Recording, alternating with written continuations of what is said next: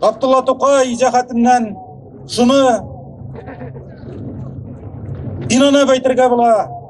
Бүтін татар халқы Абдулла Тукайга карап, аннан үрнәк алып үсә.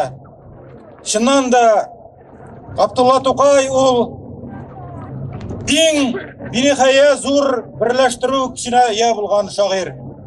Абдулла Тукай татарның яшәешенә иң зур йогынты ясаган шагыйрь. Абдулла Тукай татарның бәгыренә иң тирән үтеп кергән шагыйрь. Һәм Абдулла Тукай ул гадәти шагыйрь генә түгел, аның инсанлыгына изгелек сифатлары да салынган. Абдулла Тукай безнең күз алдыбызда пәйгамбәр шагыйрь булып күзаллана. Һәм ул бердән-бер татар халык шагыйре булып күзаллана. Абдулла Тукайның китаплары да гадәти генә түгел, ул безнең татарның рухи кыйбласын дөрестләп торучы яшәеш дәреслекләре булып күзаллана. Абдулла Тукайның шундый сүзләре бар: бу милләтне Ходаем бәхетле итсен.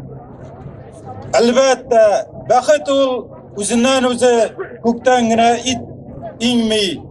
Бәхетле булу өчен иң беренче чиратта бердәм, дус милләт булу кирәк. Бәхетле булу өчен безнең Татарстанлы булып калуыбыз кирәк. Татар халкының бәхетле милләт булу өчен әлбәттә безнең дәүләтебез кирәк.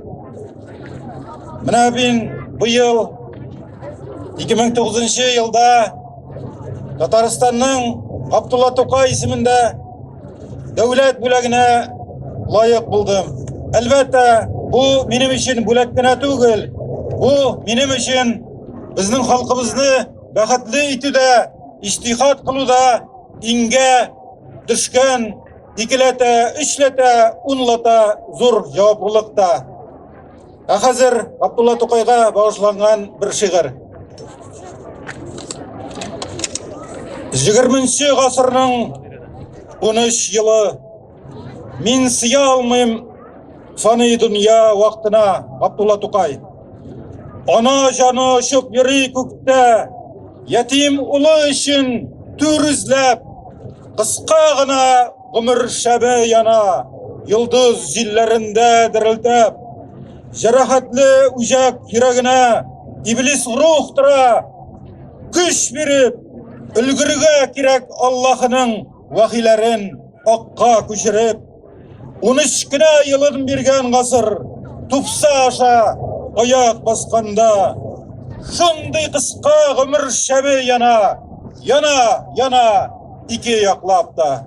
Рәхмәт.